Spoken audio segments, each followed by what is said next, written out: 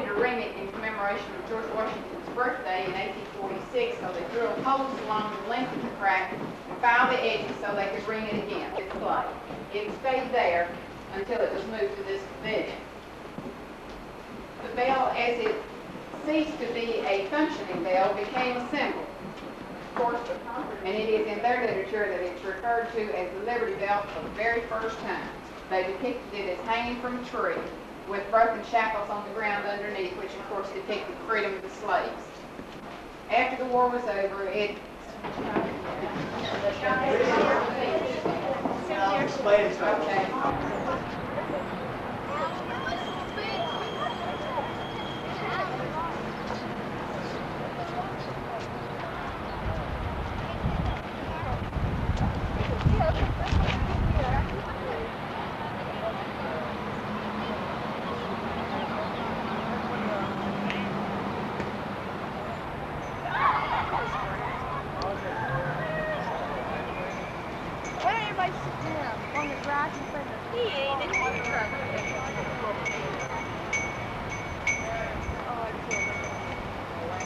A few minutes is the governor's council chamber.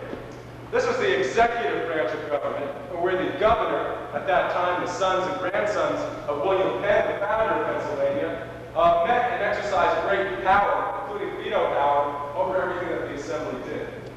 The room you're standing in now is the Pennsylvania Supreme Court chamber. This room housed the judicial, or the law branch of government, and was where the highest court in the colony of Pennsylvania met, as well as a lot of the lesser courts. Now, who were the people of Pennsylvania at that time, and where might we find them? Here's where they John Adams was a brilliant lawyer, he was a politician, a great thinker, and a great organizer. John Adams wasn't a newcomer to problems with the British.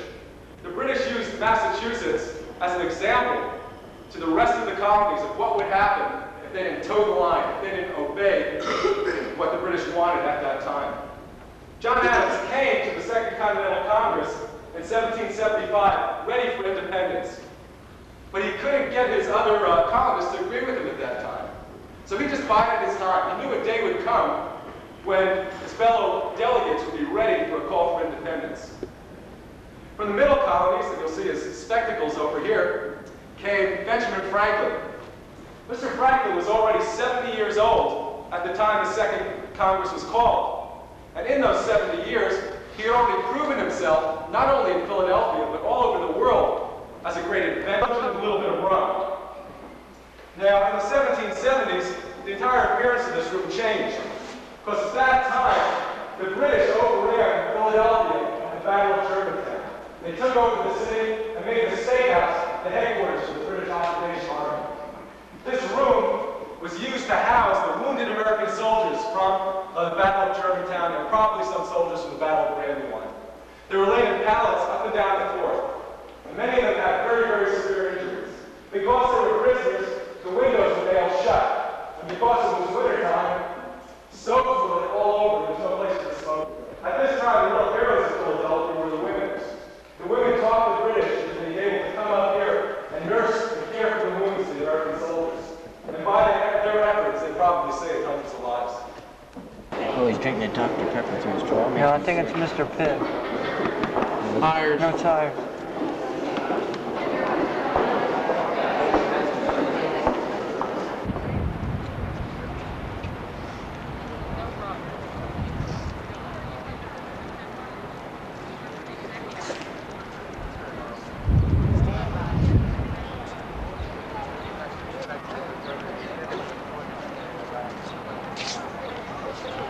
No, boy, come.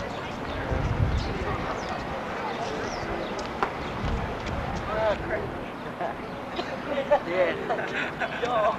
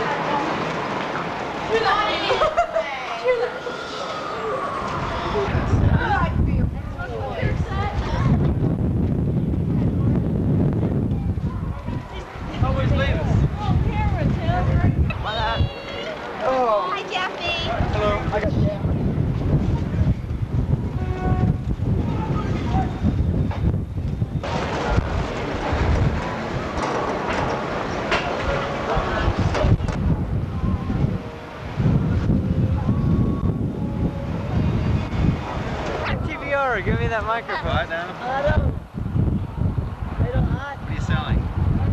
Selling United States flags. I'm just doing that today, you know.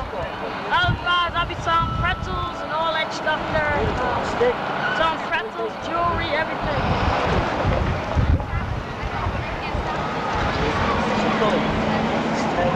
Come on over here, John. I got an airplane.